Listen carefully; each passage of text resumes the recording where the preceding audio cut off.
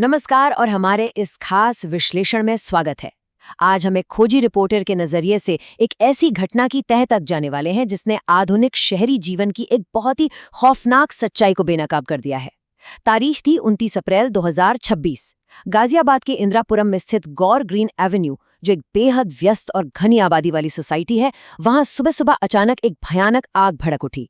चारों तरफ बस काले धुएं का गुबार था और लोगों में भारी दहशत फैल गई थी। इंडिया टुडे की रिपोर्टिंग और वहां मौजूद चश्मदीदों के बयानों के आधार पर आज का ये विश्लेषण सिर्फ एक आग लगने की घटना के बारे में नहीं है। ये उस डरावनी वास्तविकता के बारे में है जब हमारा बुनियादी ढांचा हमारी तेज रफ्तार जिंदगी का साथ नहीं दे पाता। ठीक है, आइए सीधे इस अफरा तफरी के बीच चलते हैं और देखते हैं कि जमीन पर शुरुआती हालात क्या थे। गौर ग्रीन के ही रहने वाले रोहित का ये बयान उस अनिश्चितता और घबराहट को बिल्कुल सटीक तरीके से पकड़ता है जो वहां उस वक्त मची हुई थी। शायद बिजली की कोई समस्या थी, मेरे पास पूरी जानकारी नहीं है। ये शब्द उस अराजकता को दिखाते हैं। आग इतनी तेजी से फैली कि सच में किसी को समझ ही नहीं आ रहा था कि आखिर हुआ क्या है। शुरुआती आकलन से ही ये साफ हो गया था कि नुकसान बहुत बहुत बड़ा है और यहीं से हम इस घटना की कड़ियों को जोड़ना शुरू करते हैं। भाग 1, गौर ग्रीन में भीषण आग। आइए देखते हैं कि इस आपात स्थिति की शुरुआत आखिर कैसे हुई। उस शुरुआती दहशत के बाद अब ये समझना जरूरी है कि ये सब शुरू कहाँ से हुआ। जमीनी तथ्यों पर गौर करें तो ये घटना इंदिरापुरम के अभय खंड इलाके में हुई, जो अपने आप में एक बहुत ही घनी आबादी वाला क्षेत्र है। और सबसे अहम बात, आग की शुरुआत इमारत की एक ऊपरी मंजिल के फ्लैट से हुई। हम सब जानते हैं कि ऊंची इमारतों में ऊपरी मंजिलों पर आग लगना हमेशा से एक बुरे सपने जैसा होता है, क्योंकि आग स्वाभाविक रूप से ऊपर और आसपास की तरफ तेजी से बढ़ती है। और यहाँ बिल्कुल यही हुआ। रिपोर्ट के मुताबिक आग एक फ्लैट के अंदर भड़की और देखते ही देखते बिल्कुल डरावनी रफ्तार से उसने आसपास के फ्लैटों को अपनी चपेट में ले लिया। आग के इसी तेज फैलाव ने स्थिति को एक छोटे हादसे से एक बड़ी आपदा में बदल दिया। अब इस आंकड़े पर एक पल के लिए ध्यान दीजिए। 10 से 12 फ्लैट, ये सिर्फ एक नंबर नहीं है, ये उन परिवारों के आशियानों का प्रतिनिधित्व करता है जो सच में कुछ ही मिनटों के अंदर पूरी तरह से राख हो गए। संपत्ति का ये भारी नुकसान न सिर्फ आग की प्रचंडता को दिखाता है, बल्कि ये भी साबित करता है कि स्थिति कितनी जल्दी बेकाबू हो गई थी। जब इतने सारे फ्लैट एक साथ जल रहे हों तो ये बिल्कुल स्पष्ट है कि वहां मौजूद कोई भी सामान्य अग्निशमन प्रणाली काम नहीं कर रही थी। भाग 2, विफल आपातकालीन ढांचा। अब बात उस सिस्टम की जो इस वक्त पर पूरी तरह से नाकाम रहा। आग लगना एक दुर्घटना हो सकती है, लेकिन एक छोटी सी आग का इतने बड़े पैमाने पर फैल जाना एक बहुत बड़ी प्रणालीगत विफलता की ओर इशारा करता है। असली समस्या सिर्फ आग का लगना नहीं थी, बल्कि आपातकालीन ढांचे का पूरी तरह से ठप हो जाना था। और यही वो सबसे बड़ा सवाल है जो इस पूरी घटना के दौरान बार बार उठता है। जब शहर में एक पूरा अग्निशमन विभाग मौजूद है, तो आम नागरिक जिनके पास कोई सुरक्षा उपकरण नहीं है, वे क्यों अपनी जान जोखिम में डालकर आग से लड़ रहे थे? ये सवाल आधिकारिक प्रतिक्रिया और जमीन पर मौजूद खौफनाक सच्चाई के बीच एक बहुत बड़ी खाई को उजागर करता है। और ये तुलना बहुत ही शानदार तरीके से दर्शाती है कि आखिर चूक कहाँ हुई। आधुनिक गगनचुंबी इमारतों की ज़रूरतें और हमारे नगरपालिका के दमकल विभाग की तैयारियों के बीच का ये अंतर सच में चौंकाने वाला है। एक तरफ ऊपरी मंजिल की आग से निपटने के लिए हाइड्रोलिक सीढ़ियां, क्रेन और विशेष लिफ्ट की सख्त ज़रूरत होती है, लेकिन दूसरी तरफ जो दमकल गाड़ियां मौके पर पहुंची, उनके पास ऊपरी मंजिलों तक पहुंचने के लिए ना तो सीढ़ियां थीं और ना ही कोई क्रेन।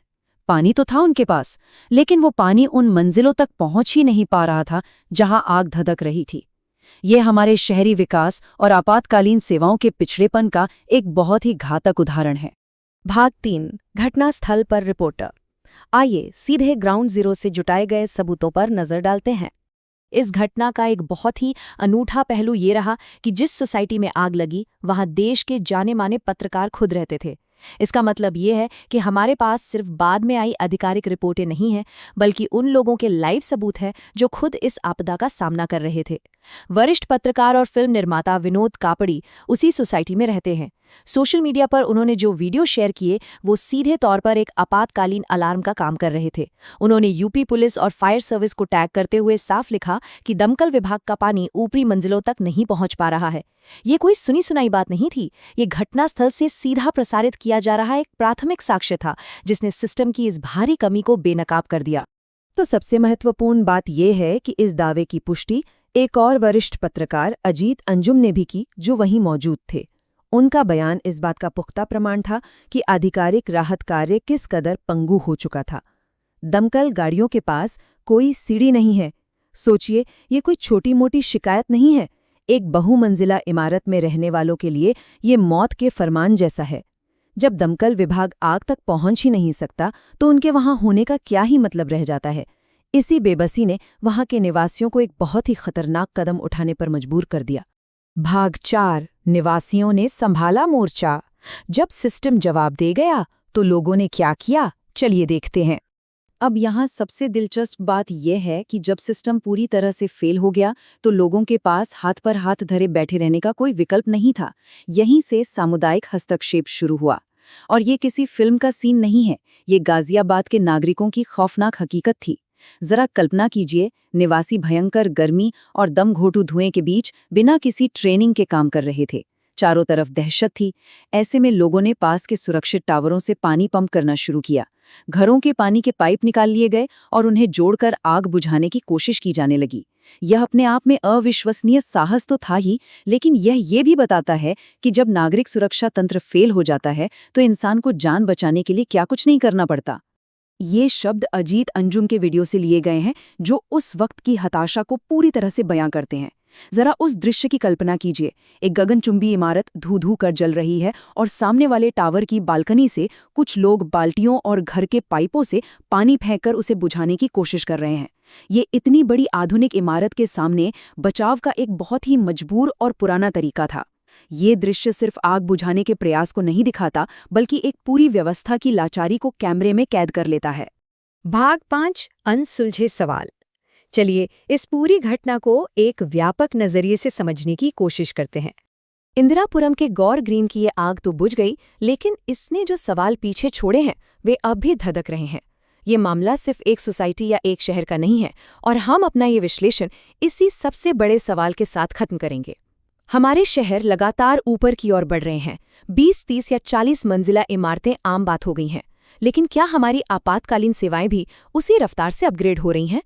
जब एक दमकल गाड़ी 10वीं मंजिल तक पहुंचने के लिए क्रेन तक नहीं ला सकती, तो ये सोचने वाली बात है कि क्या इतनी ऊंचाइयों पर हमारा जीवन सच में सुरक्षित है? ये एक ऐसा सवाल है जिसका जवाब शहरी योजनाकारों को जल्द से जल्द खोजना ही होगा। आज के इस गहन विश्लेषण में जुड़ने के लिए धन्यवाद।